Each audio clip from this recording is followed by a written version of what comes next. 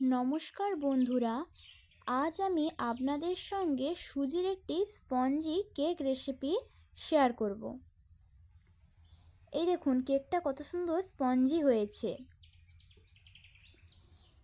একটা বোলের মধ্যে টক দই নিয়ে নিচ্ছি প্রথমে।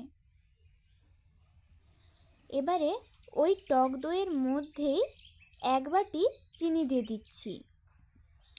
চিনিটা দিয়ে ভালো করে দইটার সঙ্গে ফেটিয়ে নেব। চিনিটা যতক্ষণ না মিলে ততক্ষণ দইটা ফেটিয়ে নেব। এই দেখুন চিনিটা মিলে গিয়েছে। এবারে এর মধ্যে এক বাটি সুজি দিয়ে দিচ্ছি। সুজিটা একটু বেশি পরিমাণেই দিলাম, কারণ এটা সুজিরই কেক, তাই জন্যে সুজিটা বেশি করে দিয়েছি।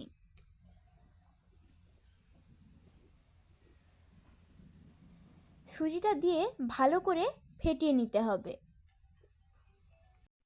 এবারে এর মধ্যে এক বাটি দুধ দিয়ে দিচ্ছি। দুধটা আগে থেকেই গরম করে ঠান্ডা করে রেখেছিলাম। আপনারা গরম দুধও দিতে পারেন, গরম দুধ দিলেও কিছু হবে না, কিন্তু দুধটা ঠান্ডা করে দিলে ভালো হয়, তাই আমি দুধটাকে ঠান্ডা করে নিয়েছিলাম। দুধটা দিয়ে ভালোভাবে ফেটিয়ে এর মধ্যে একটু তেল দিয়ে দিলাম। তেলটা দেওয়ার পরেও ভালো করে ফেটিয়ে নিতে হবে। তেলটা দেওয়ার পর একটু জোরে জোরে ফেটাতে হবে। এবারে এক বাটি ময়দা দিয়ে দিলাম।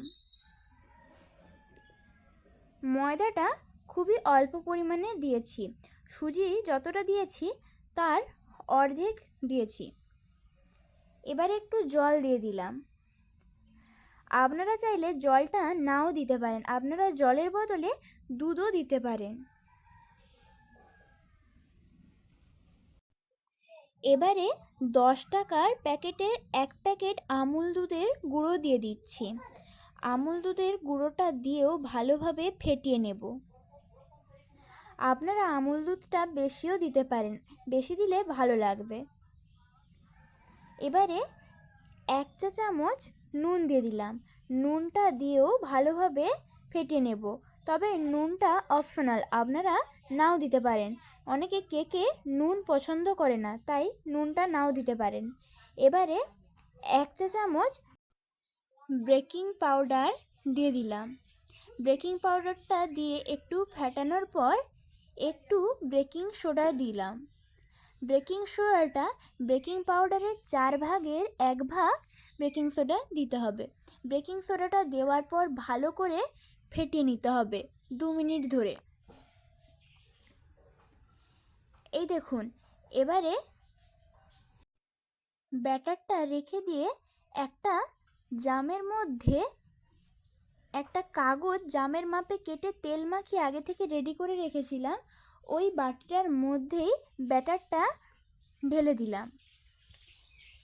ব্যাটারটা ঢেলে দেওয়ার পর বাটিটাকে একটু ঝাঁকিয়ে নিচ্ছি, যাতে বাটির মধ্যে কোনো বাতাস থেকে না যায়। বাতাস থেকে গেলে কেকটার মধ্যে অনেক বড় বড় সাদা হয়ে যাবে। আগে থেকে একটা লকি বসিয়ে এর মধ্যে জল দিয়ে স্ট্যান্ড বসিয়ে রেখেছিলাম। জলটা গরম হয়ে গিয়েছে। এবারে এর মধ্যে ব্যাটারের বাটিটা বসিয়ে দিলাম। ব্যাটারের বাটিটা বসিয়ে দিয়ে আধ ঘন্টার জন্য এটা ঢাকিয়ে রাখতে হবে। এই দেখুন আধ ঘন্টা হয়ে গিয়েছে। আধ ঘন্টা পরে খুলে দেখে নেবেন হয়েছে নাকি। এই দেখুন চামচের একটা পেছন দিক দিয়ে দেখে নিচ্ছি হয়েছে নাকি।